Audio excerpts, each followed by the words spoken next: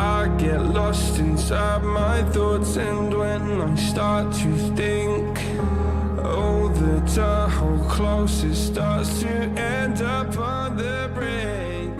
I tried so hard, but all these scars they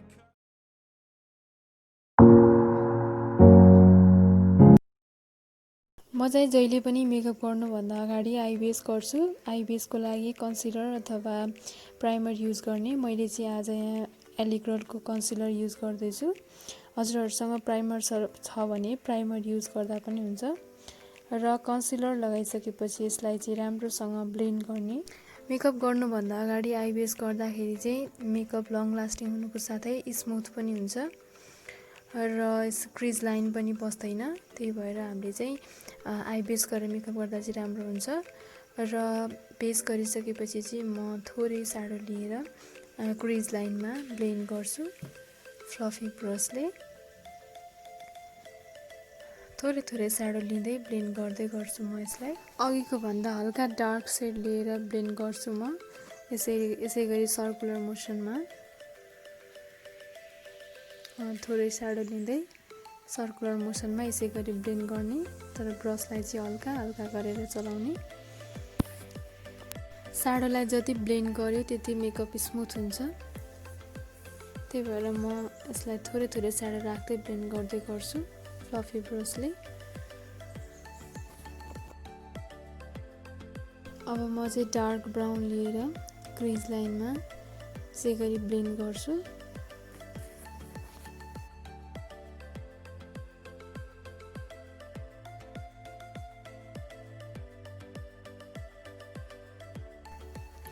मैले चाहिँ यहाँ बेसको लागि ब्ल्याक जेल युज गर्दैछु। यसै गरी हाम्रो आइलिडमा जेल राख्ने।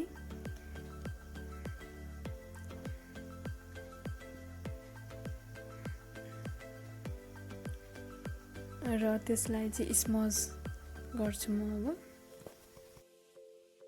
जेललाई सुक्न पनि दिनु हुँदैन। जतिसक्दो छिटो साडो त्यसमा अप्लाई गर्ने जेलमाथि। मैले चाहिँ आज ब्लू स्मोकी गर्ने भएर आज ब्लू युज गर्दैछु। हजुरहरूले अरू जुन कलर गर्न चाहनुहुन्छ त्यही कलर युज गर्दा हुन्छ। म त्यही जुन हामीले बेस बनाएको थियौँ ब्ल्याक जेल त्यही माथि नै साडो राख्ने। धेरै माथिसम्म पनि जानु भएन। ह्याक्क आइलिडमा मात्रै साडो राखेर हल्का त्यसलाई चलाउने।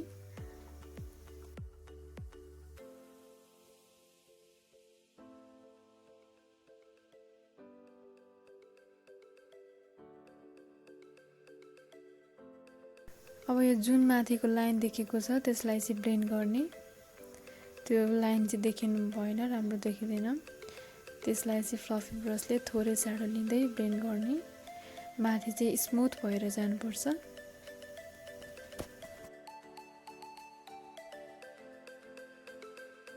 अब यसरी ब्लेन्ड गरिसकेपछि चाहिँ म ग्लिटर अप्लाई गर्छु। ग्लिटरको लागि मैले ब्लू ग्लिटर आज अप्लाई गर्छु। ब्लू साडोमा चाहिँ व्हाइट ग्लिटर पनि खुल्छ, तर ब्लूमा चाहिँ अझ ब्लू खुल्ने भएकोले मैले ब्लू युज गर्दैछु।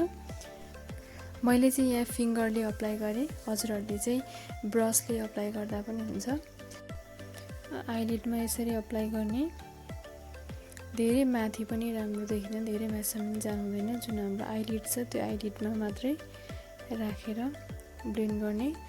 अब चाहिँ म यहाँ ब्ल्याक जेल आइलाइनर अप्लाई गर्छु वाटर लाइनमा र यसलाई स्मज गर्ने। त्यसलाई लोअर ल्यास लाइनमा चाहिँ थोरै साडो लिएर ब्लू साडो लिएर मर्ज गर्ने। थोरै लाइट कलर लिएर लाइनमा यसरी मर्ज गर्ने। अब म चाहिँ हाइलाइटर अप्लाई गर्छु ब्राउ बोनमा।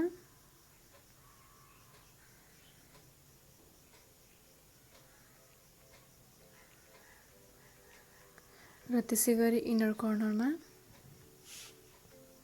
अब हाइलाइटर लगाइसकेपछि चाहिँ म आई कर्ल गर्छु। ल्यासेस लगाउनुभन्दा अगाडि चाहिँ आई कर्ल गरेर मस्कारा लगाएर मात्रै अप्लाई गर्ने। अब म मस्कारा अप्लाई गर्छु थोरै थोरै लिएर। माथिपट्टि पनि तलपट्टि पनि।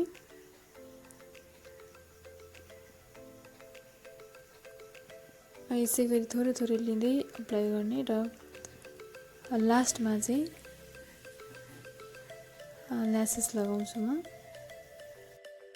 मैले चाहिँ यहाँ हुडा ब्युटीको ल्यासेस युज गरेको छु। Now this is my final look. हजुरहरूलाई यो भिडियो कस्तो लाग्छ प्लिज कमेन्ट गर्न नबिर्सिनुहोला र च्यानललाई सब्स्क्राइब पनि गर्न नबिर्सिनुहोला। आजको भिडियो यति नै। फेरि अर्को भिडियो लिएर आउने नै छु। त्यतिन्जेलसम्म बाई गाइज।